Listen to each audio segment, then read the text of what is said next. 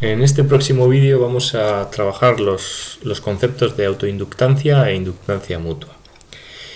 Bueno, hasta ahora, cuando hemos visto la inducción electromagnética, la ley de Faraday en concreto, siempre empezaba los vídeos diciendo que teníamos cierta espira, con la forma que fuera, y sobre ella actuaba, pues por ejemplo, un campo magnético externo, ¿de acuerdo?, que en algunos casos pues podría variar con el tiempo. Y pues hemos calculado la corriente o la fuerza electromotriz inducida que se generaría en esta espira debido a que este campo externo varíe con el tiempo. Pero recalco, repito, que este campo magnético lo crea alguien y no nos hemos preocupado quién lo crea. Esto es un poco distinto. En el concepto de inductancia tenemos también una espira, pero por esa espira circula una corriente, la que sea. Y esa corriente produce un campo magnético que es tal y como el que hemos dibujado aquí en la figura. Bueno, podríamos calcular el flujo magnético del campo magnético que crea la propia espira. Es decir, aquí en este otro caso, en este otro ejemplo que hemos hecho hasta ahora, hemos calculado el campo magnético sobre esta superficie de este campo magnético, pero que no lo genera esta espira. Aquí sí, y está perfectamente bien definido. Y ese campo magnético, ese flujo magnético sobre la espira por la que circula una corriente y ella misma produce un campo magnético, pues será igual a una constante a la que llamamos inductancia por la corriente que circula. Y alguien me podría decir, bueno, ¿y por qué tiene que ser lineal con la corriente? Bueno, o por qué no es cuadrática, cúbica o cualquier otra función. Bueno, pensad que ya sabemos calcular el campo, sabemos la receta para calcular el campo magnético que genera esta corriente que pasa por cualquier circuito cerrado. Hablamos de corrientes constantes o del tipo que sean. Simplemente tenemos que acudir a la ley de Biot-Savart y la ley de Biot-Savart nos dice que troceamos este cable en diferencial de L's, ¿de acuerdo? Y allá en el punto que queramos calcular el campo magnético tenemos que resolver esta integral de aquí, que es la ley de Biot-Savart. La integral, en algunos casos, para casos terriblemente sencillos y simétricos, como es la del aro que he dibujado aquí, lo hemos hecho. La integral puede ser sencilla, difícil, pero una vez que yo haya hecho esta integral de aquí, la corriente siempre puede salir fuera de la integral porque estoy integrando en el espacio. Una vez que yo haya hecho esta integral de aquí, de lo que dé va a ser proporcional a la corriente.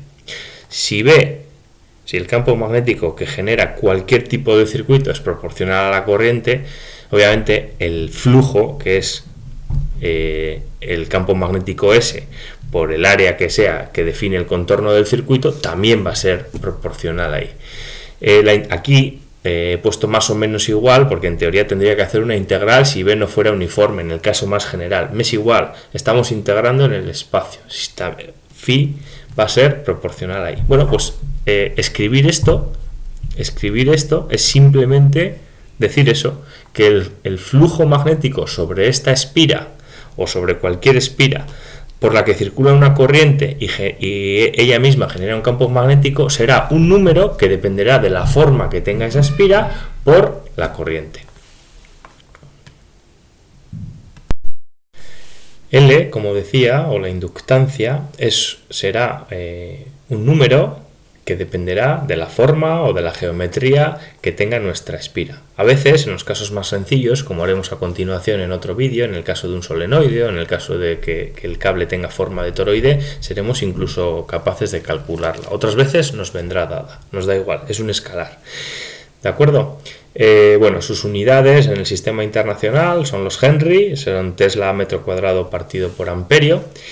Y bueno, pues en honor a Henry, que hizo experimentos de inductancia mutua, como veremos ahora. Bien, dicho esto, hasta ahora esta corriente era constante y nos producía un campo magnético constante también. Suponed que esta corriente deja de ser constante y, por ejemplo, crece, se duplica, se triplica, se cuadruplica. ¿Qué esperaríais que pase? Bueno, pues claramente, si este no es constante, automáticamente el campo magnético que se está produciendo también no dejará de ser constante, aumentará o decrecerá igual que la corriente. Entonces, según la ley de Faraday, en esta espira cerrada por la que ya circula una corriente se va a generar una fuerza electromotriz que se opone al cambio. ¿de acuerdo? Y esa fuerza electromotriz será la derivada del flujo magnético de esta superficie, que es, según esto, es esto. Por lo tanto, la fuerza electromotriz que se va a generar en el propio aro, por el que ya corre una corriente externa, si queréis, será la derivada de esto, y L, al ser una constante, será la derivada del cambio de la corriente. Esta fuerza electromotriz, si la corriente estuviera aumentando, por ejemplo, B está aumentando, entonces, según la ley de Lenz, el campo inducido sería en dirección contraria, ¿de acuerdo? Y se generaría una fuerza electromotriz, una corriente inducida en dirección a la roja esta, en dirección contraria, perdón, a la roja esta que está pasando. Entonces, digamos que se opone inicialmente a que eso aumenta. Coge como una especie de inercia, una resistencia a que aumente, si queréis.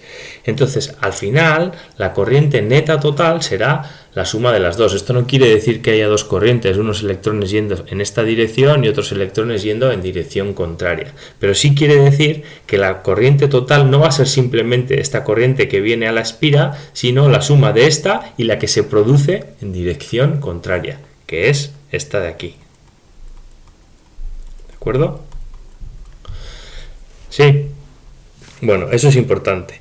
A veces a esta fuerza electromotriz se le llama la fuerza electromotriz hacia atrás, o en inglés back EMF, ¿vale? Porque se opone a la corriente que pasa. Bueno, esto mismo podríamos plantearlo como inductancia mutua. Simplemente es extender esto mismo que acabo de explicar a dos espiras. Suponed que por la espira 1 pasa una corriente I1 que yo conozco y me genera el campo B1. Es el equivalente a mi campo externo que he usado hasta ahora, como este de aquí.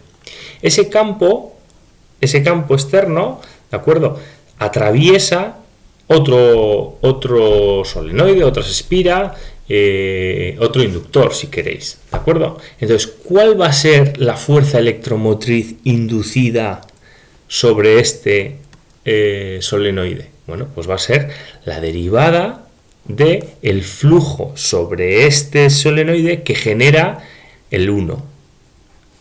¿Sí?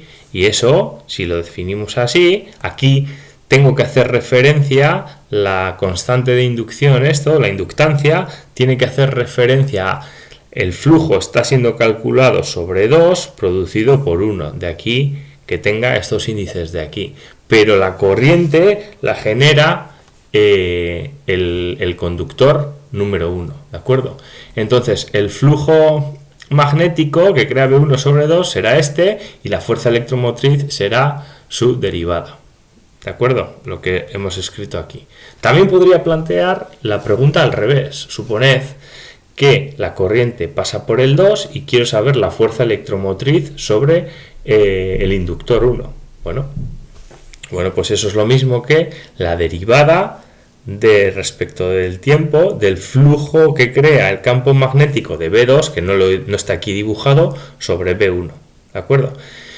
Y según como tiene que ser, como los flujos magnéticos tienen que ser proporcional a la corriente, ya lo hemos justificado, eso será una constante por la corriente I2, que sería la que pasa por aquí. ¿Sí? Bien, esta constante y esta constante vamos a hacer un acto de fe, ¿de acuerdo? Y vamos a creernos, porque es así, sin justificación alguna, que siempre son iguales. Es decir, la inductancia mutua que le hace 1 a 2 siempre es la misma a la que le hace 2 a 1. ¿De acuerdo? Bueno, pues visto esto, en un próximo vídeo vamos a calcular los coeficientes estos de inductancia tanto de un solenoide, de un caso simple, y de un toroide.